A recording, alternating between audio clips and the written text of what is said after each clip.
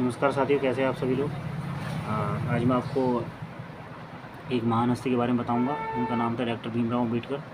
भीमराव अम्बेडकर जो कि हमारे भारतीय संविधान की ड्राफ्टिंग कमेटी के चेयरमैन थे। डॉक्टर भीमराव अम्बेडकर जो बचपन बहुत ही अपमानजनक स्थिति में बीता। डॉक्टर भीमराव अम्बेडकर जो थे, उनके पिता का नाम रामजी मालोजी सकपाल था और वे ब्रिटिश छावनी में सूबेदार के पद पर थे। मध्य प्रदेश के महू में भीमराव अम्बेडकर जी का जन्म हुआ था और उनकी माता का नाम भीमाबाई थे। इसी कारण का नाम भीम पड़ा बचपन में। जब भीमराव अम्बेडकर जी बचपन में स्कूल में जब इनका दाखिला हुआ तो इनको स्कूल में एडमिशन नहीं मिला, क्योंकि ये महार जाति से, जिनको उस तत्कालीन समय में उस समय बहुत ही नीच जाति का समझा जाता था, जिसको हम शूद्र कहते हैं।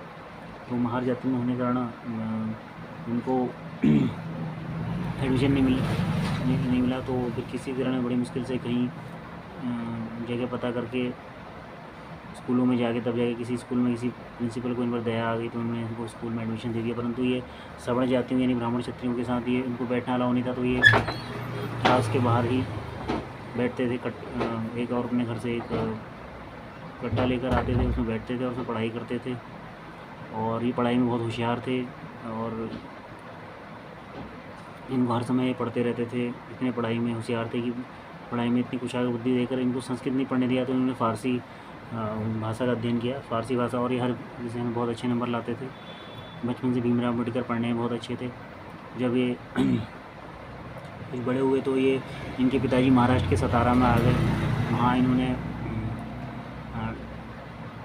बीए में एडमिशन लिया और फिर उसके बाद इन्होंने इतिहास, दर्शन शास्त्र, अर्थशास्त्र, इतिहास, दर्शन शास्त्र और इन विषयों का अध्ययन किया। उस समय गुजरात के जो राजा थे, बड़ौदा के राजा सयाजी गायकवाड़ से उस समय छात्र, जो मेधावी छात्र थे, उनको छात्रवृत्ति देकर विदेश पढ़ने के लिए कुछ अनुदान कर रहे थे। तो उस समय इनका भी नाम सयाजी गायकवाड़ जी के पास गया। तो उन्होंने देखा ये बच्चा पढ़ने में बहुत अच्छा है, तो उन्होंने इनको विदेश पढ़ने के लिए भेज दिया। तो आगे की उच्च शिक्षा के लिए वो लंदन गए। वहाँ लंदन गए और वहाँ अमेरिका गए पढ़ने के लिए। वहाँ कोलंबिया यूनिवर्सिटी में एडमिशन लिया, न्यूयॉर्क में। वहाँ इन्होंने अर्थशास्त्र का अध्ययन किया। अर्थशास्त्र में उन्होंने पीएचडी करी।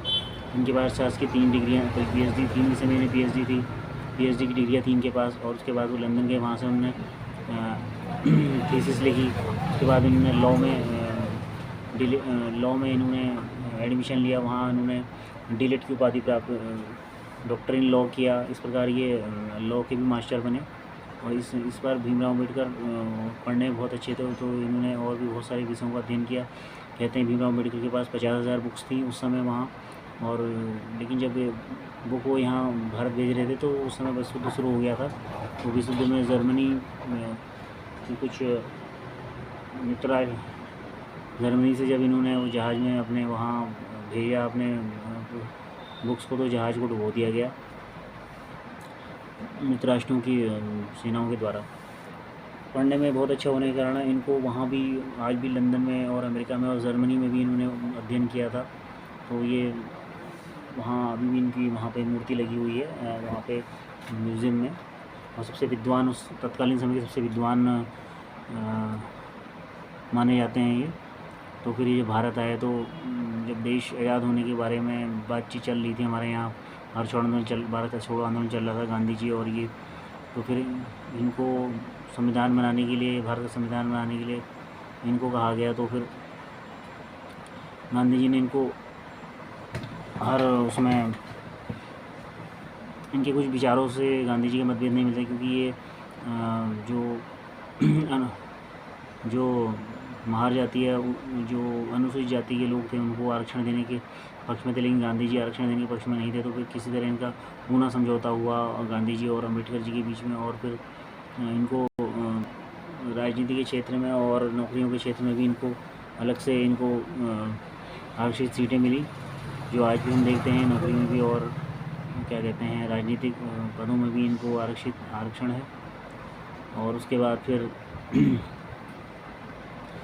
अम्बेडकर जीवन भर अपने उनको कहते हैं उनको जीवन भर अपमान का घूंट पीना पड़ा। जब कभी ये यहाँ पर जब आए थे तो इनकी छात्रवृत्ति वहाँ पढ़ रहे थे विदेश में, तो छात्रवृत्ति पूरी होने के कारण इनको पढ़ाई बीच में छोड़नी पड़ी। दोबारा यहाँ अपने जो राजा थे बड़ौदा के सयाजी गायकवाड़ जिनके छात्रवृत्ति से वहाँ गए थे पढ़ने के लिए, तो उनने इस बात पर सेना प्रमुख सेना का सचिव बना दिया था इन्हें, अब नौकरी पर रख लिया था। तो फिर बाद में दोबारा ये अध्ययन के लिए गए समय निकाल कर, वहाँ उन्होंने पढ़ाई करी। इस प्रकार ये पढ़ने में बहुत होशियार थे भीमराव अम्बेडकर जी। फिर संविधान की ड्राफ्टिंग कमेटी के चेयरमैन और भी बहुत सारे लोग थे, राजेंद्र प्रसाद वगैरह।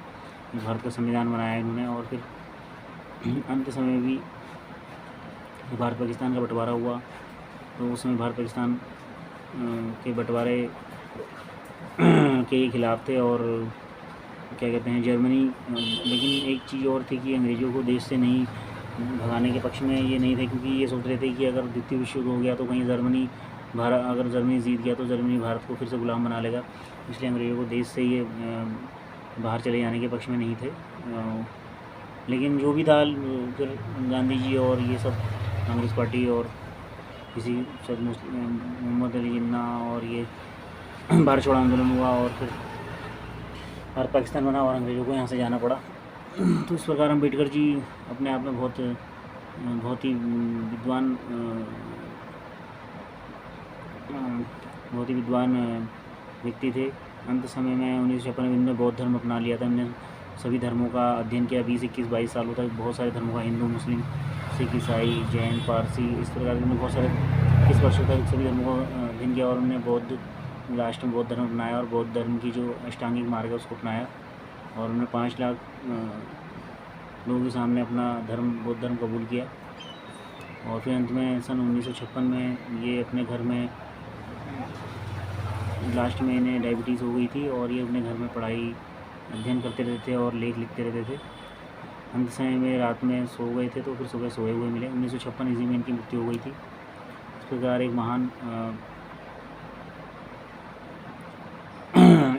महान सूर्य जो इस धरती पर था वो इस संसार को छोड़ के चला गया। तो ये थी भीमराव अम्बेडकर की कहानी। आशा आपको इससे बहुत कुछ सीखने को मिला होगा। इसी तरह मैं आपके लिए और महापुरुषों की जीवनी लेके आता रहूँगा। तब तक जय हिंद, जय भारत।